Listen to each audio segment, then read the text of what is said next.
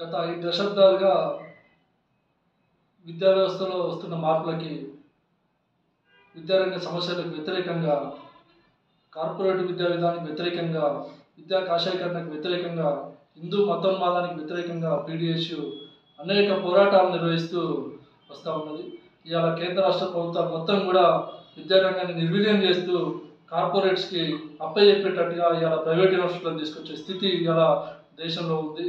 ఇవాళ విద్యారంగాన్ని మొత్తం కూడా రాష్ట్రంలో కూడా రాష్ట్ర ప్రభుత్వాలు విద్యార్థులకు స్కాలర్షిప్ ఫీజు రియంబర్స్మెంట్ విడుదల చేయకుండా విద్యారంగాన్ని నిర్వీర్యం చేసే స్థితి ఉంది. ప్రభుత్వ యూనివర్సిటీలు మొత్తం కూడా నిర్వీర్యం చేసి కార్పొరేట్ యూనివర్సిటీలకి, విదేశీ యూనివర్సిటీలకి విద్యారంగాన్ని కట్టుబెట్టే వైపు ఇవాళ కేంద్ర రాష్ట్ర ప్రభుత్వాలు వ్యవహరిస్తూ ఉన్నాయి.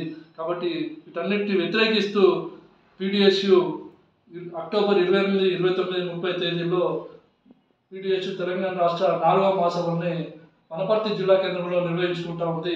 ఈ మహాసభల్ని విజయవంతం చేయాల్సిందిగా విద్యార్థులు, మేధావులు, ఉద్యమకారులు అందరినీ కూడా కోరుతా ఉన్నది.